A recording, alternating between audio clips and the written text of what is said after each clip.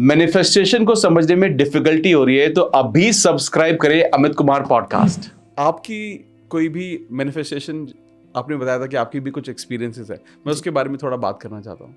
ये मैंने अनुभव किया है कि मैनिफेस्टेशन तो ऐसा ही नहीं जो हम अपने लिए जीवन में आकर्षित करते हैं वो तो काम करता ही है। हाँ। दूसरे व्यक्ति अगर हमारे लिए कुछ मैनिफेस्ट करते हैं वो भी काम करता है।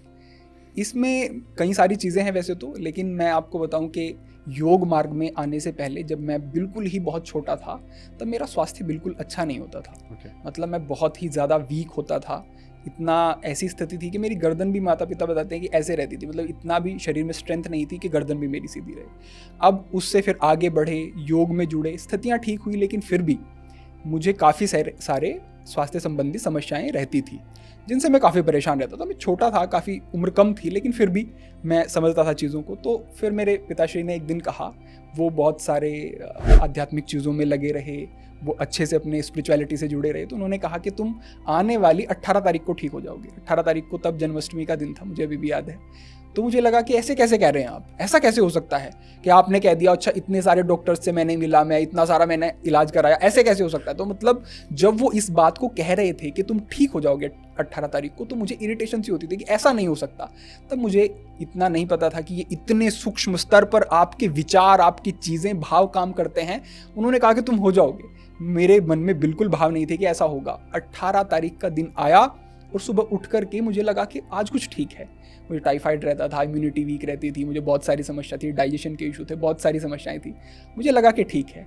फिर अगला दिन हुआ तो और ठीक, अगला दिन हुआ तो और ठीक, और वास्तव में 1 महीने के अंदर मुझे लगा कि मैं बिल्कुल दूसरा व्यक्ति हूँ। 2-3 महीने के बाद मुझे लगा कि ये तो सब कुछ ही बदल गया।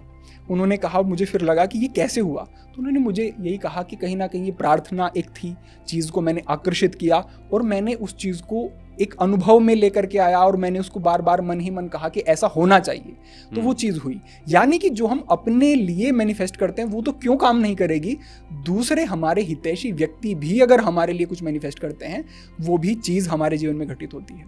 ऐसा ही एक बार और हुआ। मैं एक आश्रम में था, आश्रम से मैं बाहर आता हूँ और मुझे एक विद्वान, एक संत दिखाई देते हैं। मुझे देख करके ही लगा कि बड़े शांत, विद्वान और एक अलग ही प्रभाव उनका था।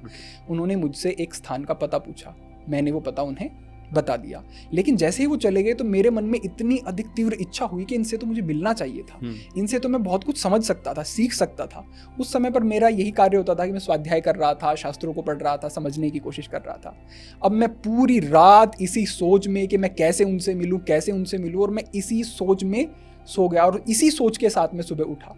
जैसे ही अगले दिन उठता हूँ, मैं उस आश्रम से बाहर निकलता हूँ तो मैं देखता हूँ कि उन गुरु के साथ जो शिष्य थे वो मुझे सामने जाते हुए दिखाई देते हैं। मैं उन्हें रोका, मैंने कहा कि ऐसे ऐसे आप मुझे कल भी मिले थे, आपने पता पूछा था, गुरुजी आपके साथ थे। उन्होंने कहा कि हाँ।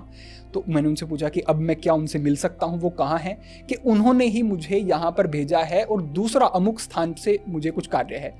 वो जो स्थान जहाँ पर वो जाना चाहते थे उस स्थान का वो मार्ग भी नहीं था, यानी कि वो किसी तरीके से भटक के वहां आ गए। और मैं जैसे ही वो, अगर मैं कहता हूं कि अगर 30 सेकंड का भी समय अंतराल रहा होता तो मैं उससे ना मिलता।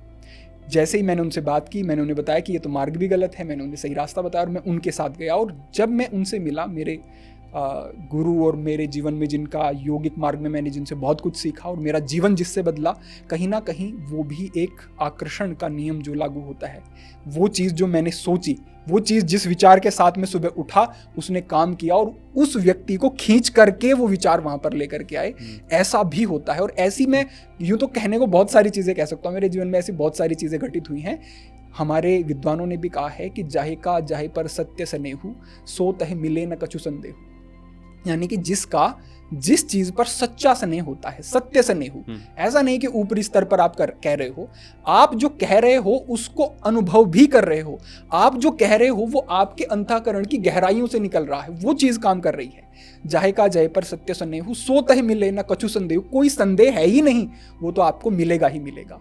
तो इस तरीके के बहुत सारे जीवन में अनुभव होते हैं, लेकिन जो मैंने कहा कि सच्चे भाव से हमें उन चीज़ों को अपने जीवन में चाहना होता है और कहीं ना कहीं उनको मैनिफेस्ट करना होता है, मुझे ऐसा लगता है। बहुत सही सर, बहुत सही, ग्रेट। तो ये एक्चुअली में मैंने भी अपनी लाइफ में भी कुछ ऐसे एक्सपीरियंसेस मैंने फेस किए कि जब वो आप बिल्कुल जब दिल से था ना, वो बिल्कुल प्योरिटी थी, और साफ भाव से जब आप किसी को भी ऐसे याद करते तो अचानक से वो इंसान सामने आ जाता है, उसका फोन आ जाता है, जी। तो ऐसा लगता है कि यार ये तो जस्ट अभी याद ही कर रहे थे यार, आप आ गए और आपके बारे में बात हो गई। जी तो ग्रेट सर, थैंक यू। अगर आपको पॉडकास्ट की ये क्लिप बहुत अच्छी लगी तो आप यहाँ से इसके कंप्लीट पॉडकास्ट को भी देख सकते हैं। इसके साथ साथ आप अपना सपोर्ट बनाए रखें, चैनल को सब्सक्राइब जरूर कर दें। Thank you so much.